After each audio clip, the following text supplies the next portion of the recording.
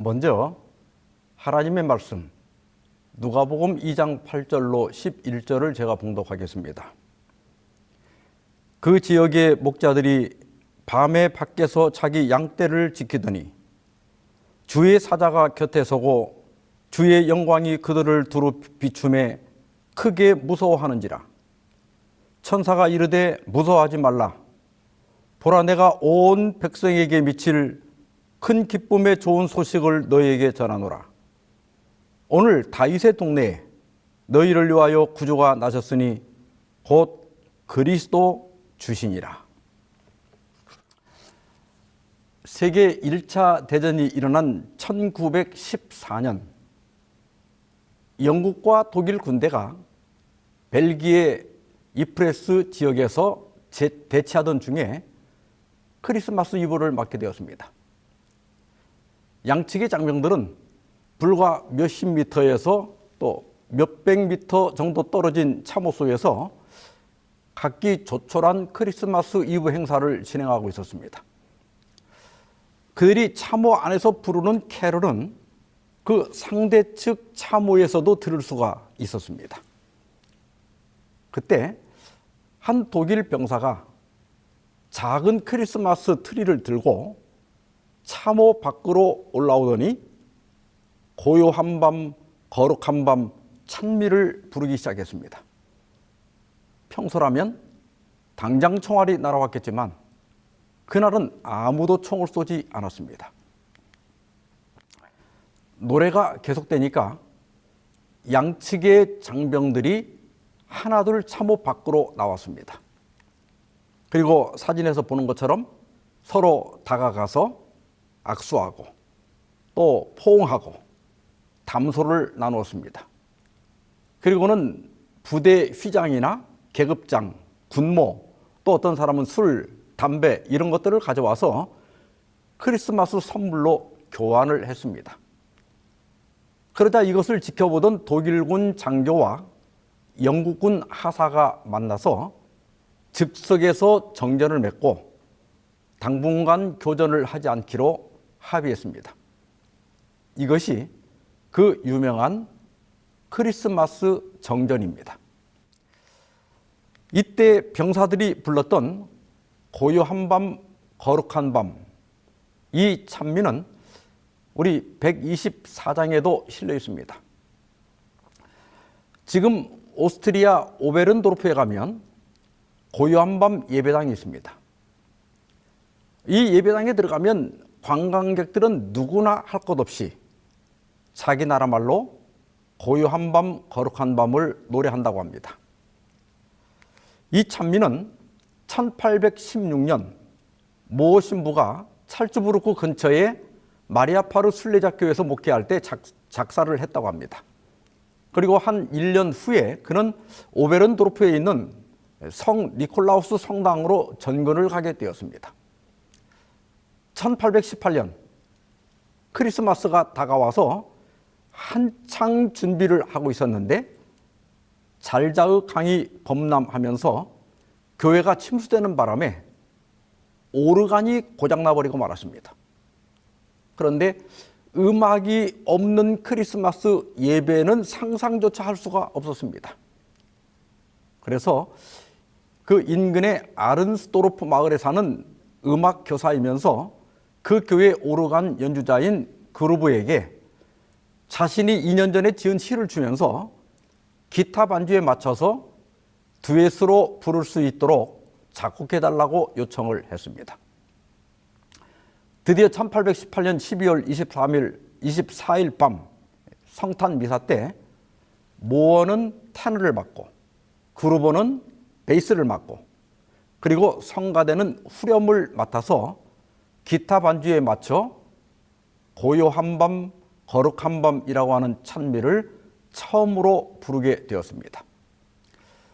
이 찬미가 초연된 성 니콜라우스 성당은 1899년 잘자의 강의 범람으로 유실되어서 철거되고 좀 더 상류 지역으로 옮겨서 아까 보았던 고요한 밤 예배당을 짓고 옛 성당의 제대와 장식물들을 그리로 옮겼다고 합니다. 1818년에 작곡된 원본은 분실이 됐고요.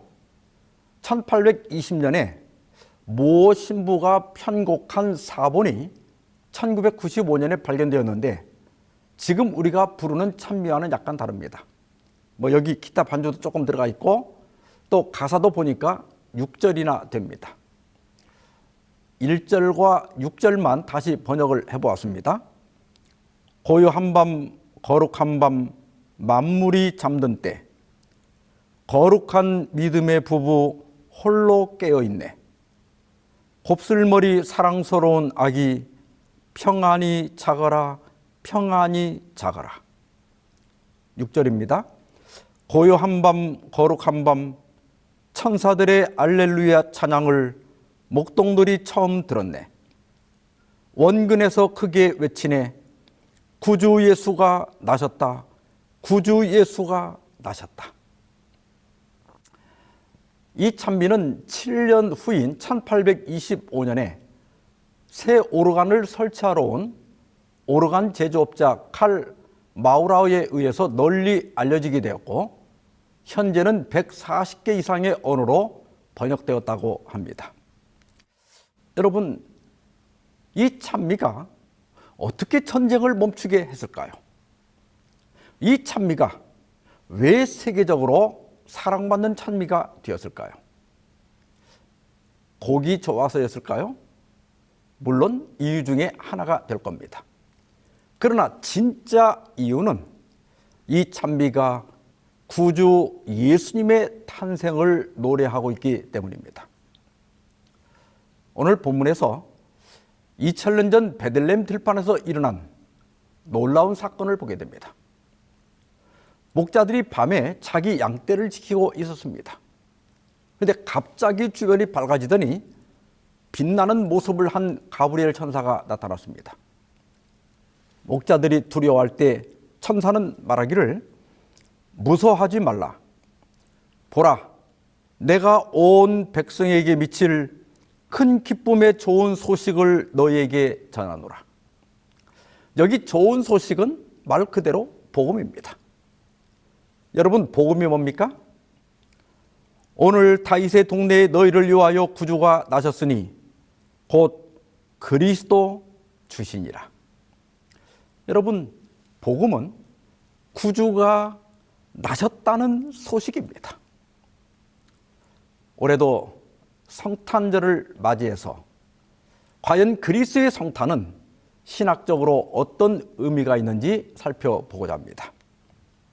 첫째로 성탄은 하나님의 사랑에서 시작되었다는 사실입니다. 예수님께서는 요한복음 3장 16절에서 하나님이 세상을 이처럼 사랑하사 독생자를 주셨으니 이는 저를 믿는 자마다 멸망치 않고 영생을 얻게 하려 하심이니라 말씀하셨습니다. 아이들 생일이 되면 대개 어떻게 하죠? 부모들이 아이의 생일을 축하해 줍니다. 그런데 가만히 생각해 보면 이게 좀 거꾸로 된 것 같아요. 생일은 오히려 자녀들이 자기를 낳아주신 부모에게 감사해야 하는 날이 되어야 하지 않겠습니까?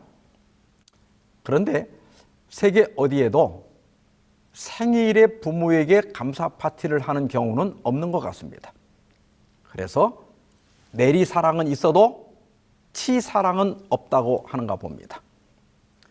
그러나 예수님은 니고데모에게 자신의 성탄의 동기를 완전히 온전히 성부 하나님께 돌렸습니다. 하나님이 세상을 이처럼 사랑하사 독생자를 주셨다. 따라서 우리가 성탄절을 맞이해서 가장 먼저 생각해야 할 것은 하나님의 사랑입니다. 엄마는 그래도 되는 줄 알았습니다. 심순덕 시인의 이 시는 2019년 KBS ETV 주말 드라마 세상에서 제일 예쁜 내 딸 마지막 회에 소개되면서 큰 화제가 되었습니다. 카톡으로도 워낙 많이 돌았기 때문에 여러분도 잘 알고 계시리라 생각합니다. 이 시는 심순덕 시인이 2003년 한국 문인을 통해 발표한 시인데요. 31살 때 돌아가신 어머니에 대한 그리움이 사무쳐서 이 시를 썼다고 합니다. 이 시는 엄마는 그래도 되는 줄 알았습니다. 이런 구문이 문단마다 반복되면서 감정을 고조시킵니다. 엄마는 그래도 되는 줄 알았습니다. 하루 종일 밭에서 죽어라 힘들게 일해도. 시간이 없어 다 읽지는 않겠습니다만은 찬밥 한 덩이로 부뚜막에 앉아서 대충 점심을 때우고 한겨울 냇물에서 맨손으로 빨래를 방망이질하고 음식이 부족하면 배부르다 생각 없다면서 식구들 다 먹이고 굶던 그 엄마의 모습을 추억합니다. 그리고 마지막 연에 한밤중 자다 깨어 방구석에서 한없이 소리 죽여 울던 엄마를 본 후론 아, 엄마는 그러면 안 되는 것이었습니다. 이 시에 나타난 이 어머니의 모습은 정확하게 저희 어머니의 또 모습입니다. 또한 저 또한 어머니는 그리고 저희 아버지는 그래도 되는 줄 알고 살았습니다. 우리는 부모님의 희생과 사랑을 당연히 여기는 경향이 있습니다. 그러나 다시 생각해 보면 그래서는 안 되는 것이었습니다. 성부 하나님의 사랑과 희생도 마찬가지입니다. 초기문집 151페이지입니다. 그대는 하나님께서 아무런 고통도 없이 당신의 사랑하시는 아들을 내어주었다고 생각하는가? 결코 아니다. 하고 천사가 말하였다. 죄지은 인류를 멸망하도록 버려두느냐? 아니면 저들을 위하여 사랑하시는 아들을 죽게 내어주느냐 하는 문제는 하늘의 하나님께 있어서 고통스러운 것이었다. 하나님 아버지시니까 당연히 그래야 되는 줄 우리는 착각합니다. 그러나 우리를 위하여 그의 사랑하시는 아들을 내어주는 일은 성부 하나님께도 큰 고통이었다고 하는 것입니다. 부조와 선지자 152페이지에도 하나님밖에 아무도 그의 아들을 죽음에 내어주는 아버지의 희생이 얼마나 컸는지 이해할 수 없었다 그랬습니다. 여러분, 예수님만 홀로 포도즙틀을 밟으신 것이 아닙니다. 성부 하나님도 홀로 이 고통을 감내하셔야 하였습니다. 하나님께서는 우리가 그분의 사랑을 깨닫게 하기 위하여 한 놀라운 드라마를 연출하십니다. 창세기 22장 2절입니다.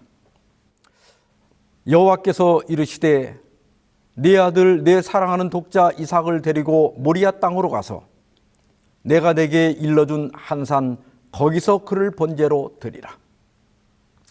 내 아들 내 사랑하는 독자 이삭.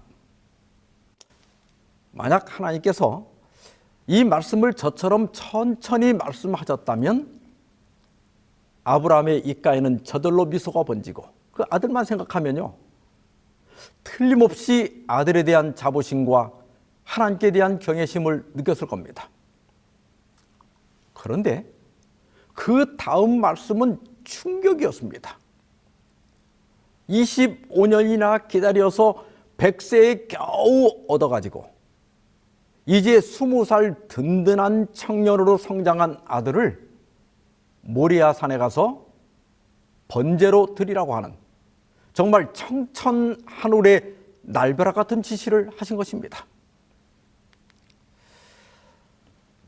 하나님의 말씀이라면 꼬박 죽는 신용까지 하는 아브라함이었습니다.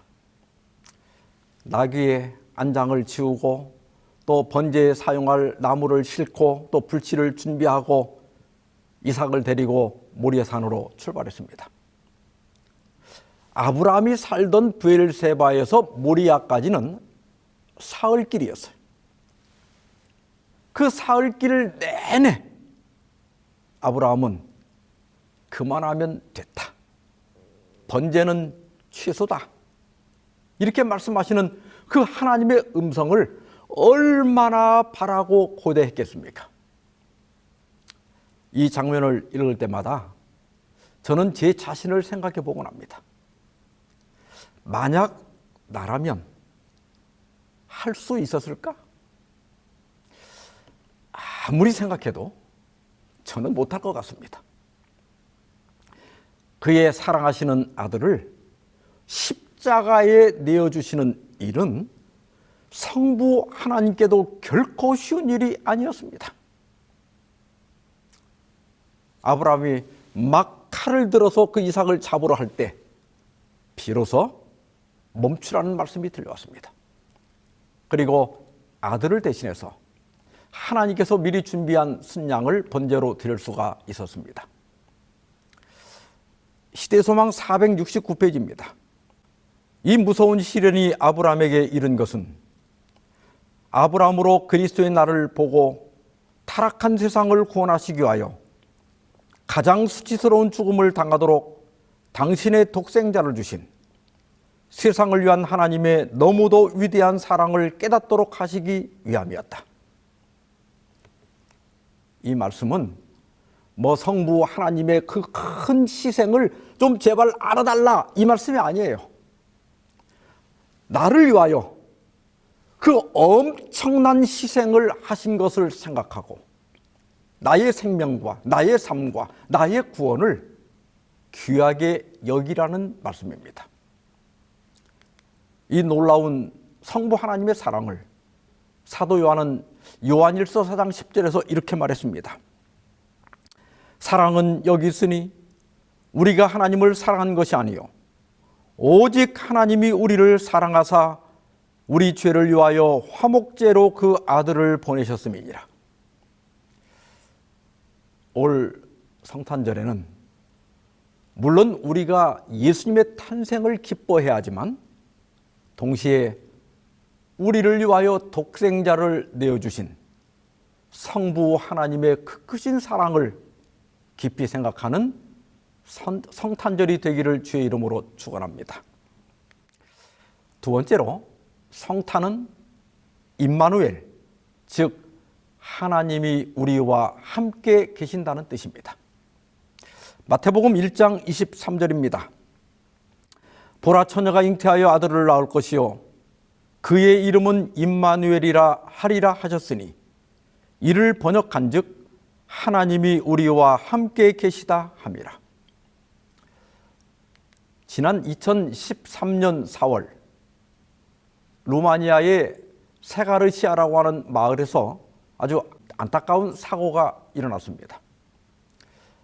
가브엘이라고 하는 3살짜리 사내 아이가 집 마당에 있는 우물에 빠진 것입니다. 신고를 받고 구조대원들이 달려왔지만 우물의 깊이가 무려 15m나 되고 그 우물의 지름은 불과 30cm밖에 되지 않아서 구조가 쉽지가 않았습니다. 가브리엘은 깊은 우물에 떨어지면서 허리를 다쳐 울부짖고 있었고 또 물속에 빠져 있었기 때문에 체온이 급격히 떨어지고 또 산소가 부족해서 구조가 시급한 형편이었습니다.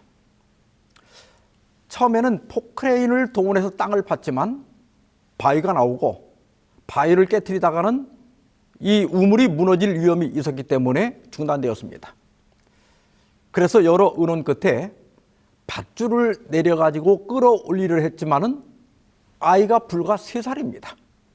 그래서 밧줄을 잡을 수가 없었습니다. 다시 의논 끝에 누군가가 우물 안으로 거꾸로 들어가서 그 아이를 구해오기로 했습니다. 문제는 우물 지름이 30cm밖에 되지 않기 때문에 어른은 들어갈 수가 없는 거예요. 보니까 한 10대 아이들 정도만 가능하다는 것입니다. 그래서 주변에 구경하고 있던 그 10대 아이를 불러서 이렇게 설명을 하니까 이거 무섭다고 하면서 거절을 하는 거예요. 그래서 또 다른 아이를 데려다 설명했더니 그 아이도 무서워서 저는 못하겠다는 거예요. 그때 크리스티안이라고 하는 14살 된 소년이 제가 해볼게요 하고 자원을 했습니다. 구조대원들이 소년의 허리와 팔에 벨트를 매고 또 머리에는 헤드램프를 장착할 때 그 크리스티안 가족들은 두려움과 긴장으로 울기까지 했습니다. 마침내 준비를 다 마친 크리스티안은 이렇게 두 팔을 머리 위로 뻗은 채 밧줄에 거꾸로 매달려서 우물 안으로 들어갔습니다. 15m나 되는 깊은 우물을 이렇게 서서히 내려갔어요. 그리고 마침내 아기가 있는 곳에 도착해서 그 아이의 손을 잡은 다음에 발을 이렇게 2번 흔들었습니다. 이제 끌어올리라는 신호입니다. 구조대원들이 아주 조심스럽게 밧줄을 끌어올릴 때 그 우물 안에 그 높은 온도와 습도 때문에 이렇게 손에 땀이 나서 아이를 놓칠 뻔했지만 이를 악물고 버텨냈습니다. 이렇게 해서 가브리엘은 우물에 빠진 지 11시간 만에 무사히 구조될 수가 있었습니다. 여러분들이 보시는 그 왼쪽의 큰 사진은 크리스티안의 발이 우물 밖으로 나오는 순간이고, 오른쪽 위의 사진은 구조된 3살짜리 가브리엘의 모습입니다. 그리고 오른쪽 아래 사진은 나중에 정부에서 크리스티안에게 응급 구조대의 명예 엠블럼을 수여하고 또 상징적으로 소방관 헬멧을 선물하는 장면입니다. 히브리서 2장 14절 15절입니다. 자녀들은 혈과 육에 속하였음에 그도 또한 같은 모양으로 혈과 육을 함께 지니심은 죽음을 통하여 죽음의 세력을 잡은 자 곧 마귀를 멸하시며 또 죽기를 무서함으로 한평생 매여 종노릇하는 모든 자들을 놓아주려 하심이니. 범죄한 우리 인류는 15m 우물에 빠진 가브리엘과 같은 처지였습니다. 우리는 죄의 우물에 빠졌고 우리 스스로는 그 우물에서 탈출할 수가 없었습니다. 이것이 우리가 혈과 육에 속한 상태입니다. 누군가 우물로 내려와서 우리 손을 잡고 끌어내야만 했습니다. 그런데 그 우물의 지름이 너무 작아서 성인이 들어갈 수는 없었어요. 14살, 우리 나이로 하면 중학교 1학년인 크리스티안이 자원을 했습니다. 그는 우물 안에 들어가기도 적당했고 또 아이를 붙잡고 올라오기에도 적합한 힘을 가지고 있었습니다. 마찬가지로 예수님께서도 자원하여 우리와 같은 모양으로 혈과 육을 지니셨습니다. 하나님이신 그리스도께서 우리를 구원하기 위하여 연약한 아기가 되셨습니다. 예수님은 왕궁이나 어떤 권세 있는 집안의 아들로 오지 않으셨습니다. 그분은 연약한 우리를 구원하기 위하여 우리와 같은 연약함을 옷 입으셨습니다. 예수님의 성육신과 관련하여 신학적으로 오해하시는 분들이 있습니다. 예수님은 우리의 모본이시기 때문에 모든 점에서 우리와 똑같은 분이라고 생각하는 분들이 있습니다. 특히 예수께서 우리의 타락한 본성을 취하셨기 때문에 그분도 죄된 본성을 가졌다고 주장하는 분들이 일부 있습니다. 여러분, 이건 분명히 잘못된 오해입니다. 본교의 기본교리에서는 성육신하신 예수님의 인성에 대하여 이렇게 설명하고 있습니다. 좀 길지만 읽어보겠습니다. 성경은 예수님의 인성을 무지한 것으로 제시한다. 그분의 탄생은 초자연적이었다. 그는 성령으로 잉태되셨다. 신생아로서 그분은 거룩한 자로 기술되었다. 그분은 타락한 상태의 인간 본성을 취하셨는데 이것은 죄의 결과들을 지닌 것이지 그 죄됨을 지닌 것은 아니었다. 타락한 인간의 그것과는 달리 예수님의 영적 본성은 모든 죄의 감염에서 벗어나 순결하고 거룩하다. 그분이 우리와 다를 바 없는 전적인 인간이라고 생각하는 것은 잘못된 생각이다. 그분은 둘째 아담이시요 하나님의 유일한 아드님이시다. 우리는 그분을 죄의 성향을 지닌 한 인간으로 생각하지 말아야 한다. 예수께서 우리와 같은 모양으로 혈과 육을 함께 지니셨다는 것은 그분이 우리와 공통점이 있다는 분명한 증거입니다. 그러나 예수께서 처녀에게 성령으로 잉태되셨다는 것은 그분의 본성이 우리와 다르다는 것을 증거합니다. 예수님은 태어나실 때 이미 거룩한 이셨고 하나님의 아들이셨습니다. 그래서 기본교리에서는 예수께서 분명히 타락한 상태 인간 본성을 취하셨지만 그것은 죄의 결과들을 지닌 것이지 죄됨을 지닌 것은 아니라고 진술하고 있는 것입니다.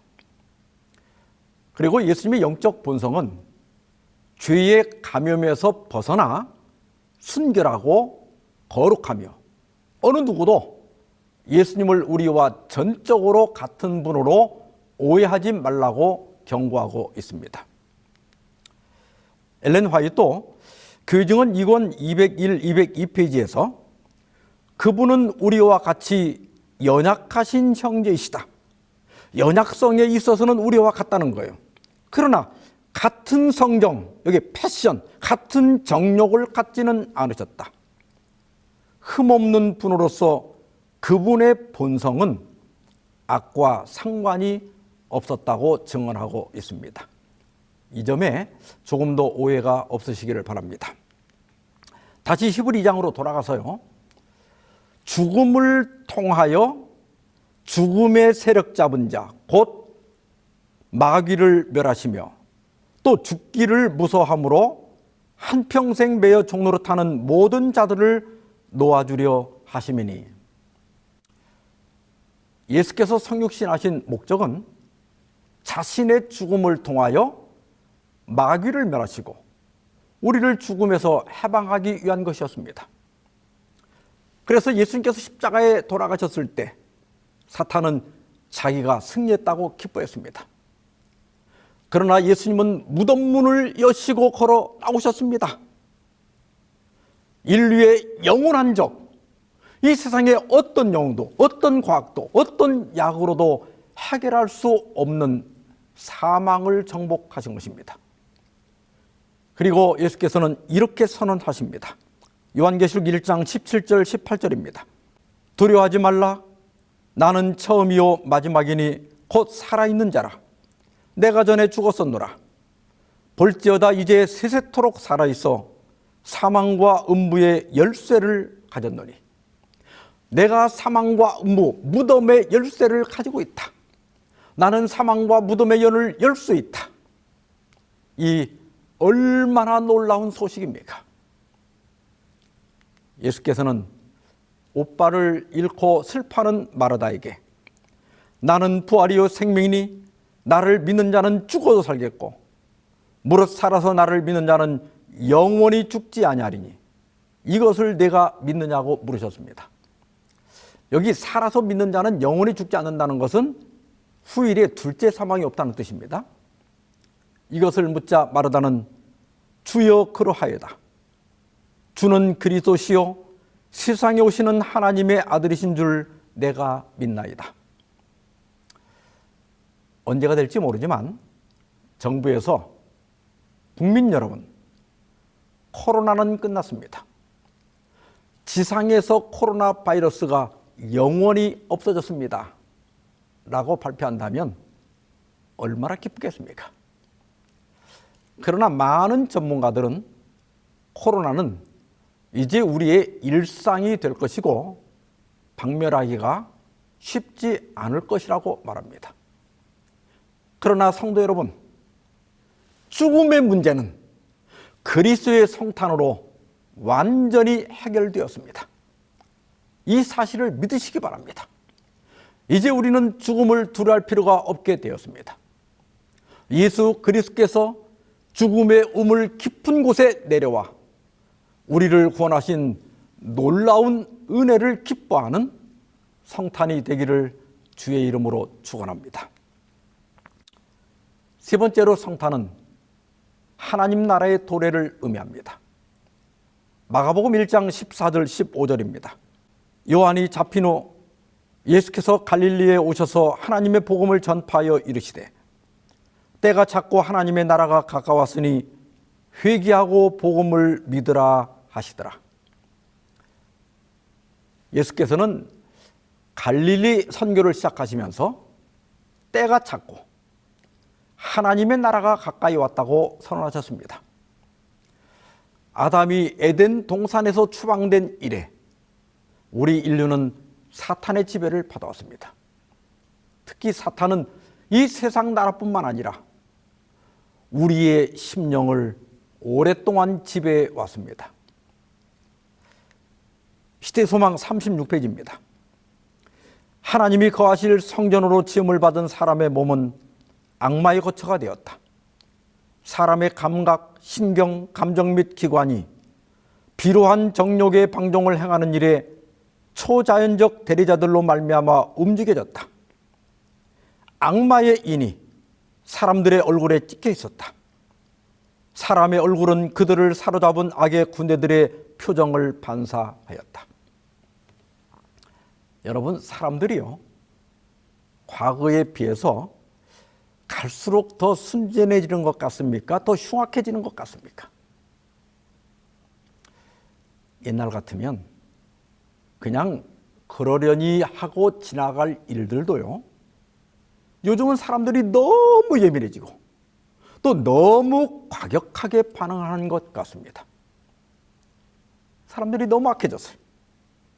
게임, 도박, 폭력, 사기, 범죄, 살인, 전쟁, 이런 것들이 더 폭력적으로 변하고 더 심해지고 있는 것 같습니다.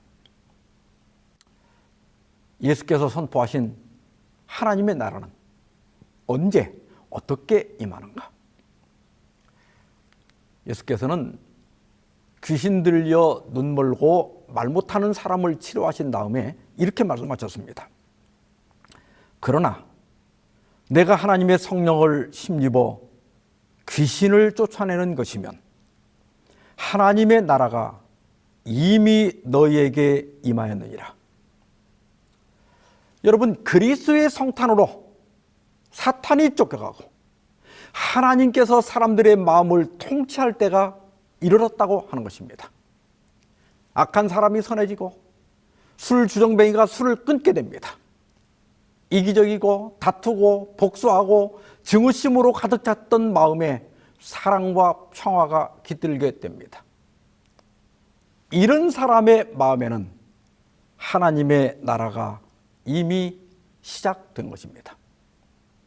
그러므로 성탄절을 맞아 이 땅에 하나님의 나라가 더 확실하게, 더 널리 임하기를 기도하십시다. 우크라이나와 그 러시아 전쟁이 빨리 끝나고 우리나라뿐만 아니라 중국 또 이란에서 조성되고 있는 이 일촉즉발의 이 긴장이 속히 해소되도록 기도하십시다. 지금은 성프란치스코의 평화를 구하는 기도가 절실할 때입니다. 주여, 나를 당신의 도구로서 주소서. 미움이 있는 곳에 사랑을, 다툼이 있는 곳에 용서를, 분열이 있는 곳에 일치를, 의혹이 있는 곳에 신앙을, 그릇됨이 있는 곳에 진리를, 절망이 있는 곳에 희망을, 어두움의 빛을, 슬픔이 있는 곳에 기쁨을 가져오는 자 되게 하소서. 올 성탄에는 이 기도가 우리 가정과 우리 교회와 우리 직장과 우리 마을에서 응답되도록 함께 기도하십시다. 크리스마스 하면 대표적인 장식물 중에 하나가 크리스마스 트리입니다. 근데 이 크리스마스 트리를 맨 처음 만든 사람은 우리가 잘 아는 종교개혁자 마르틴 루터로 알려져 있습니다. 어느 크리스마스 이브날 밤에 루터가 어두운 숲속을 산책하고 있었습니다. 그런데 평소에 어둡던 숲이 그날은 등불을 켜놓은 것처럼 환하게 빛나는 것을 보고 깜짝 놀랐습니다. 그래서 고개를 들어서 이렇게 보니까 영롱한 달빛이 전나무에 소복하게 쌓인 눈에 반사되어서 빛의 향연을 벌이고 있었던 것입니다. 그 순간 루터는 우리 인간도 저 전나무와 같다. 한 개인은 어둠 속에 초라한 나무와 같지만 예수님의 빛을 받으면 주변에 아름다운 빛을 비출 수 있는 존재이다.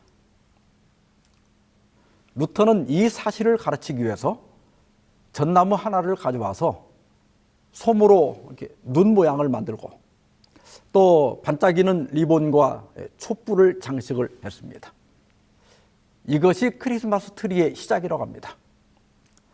우리는 지극히 나약하고 초라한 존재지만 그러나 우리 삶에 예수님의 빛이 비치면 우리 인생은 지금이라도 아름답게 빛날 수가 있습니다.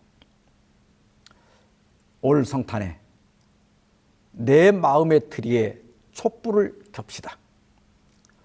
이 세상을 이처럼 사랑하사 독생자를 주신 하나님의 사랑과 우리가 빠진 죄의 구렁텅이에 내려오셔서 우리를 구원하신 예수님의 희생과 또 내 마음에 시작된 하나님의 나라를 확인하고 감사하는 성탄절이 되길 바라면서 말씀을 마치겠습니다.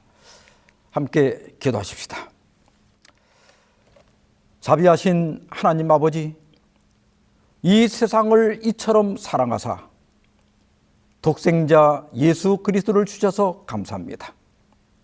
이 성탄의 계절에 우리가 빠진 죄의 구덩이에 내려와 우리를 끌어올리신 예수님의 희생과 저희 마음에 시작된 하나님의 나라가 빛이 되어 우리 마음의 트리를 밝혀주시고 감사와 기쁨이 넘치는 성탄이 되게 하여 주시옵소서.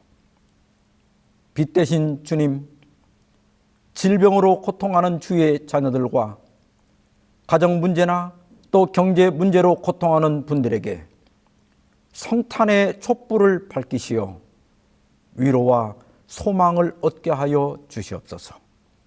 이 모든 말씀을 우리 주 예수 그리스도의 이름으로 간절히 기도하옵나이다. 아멘.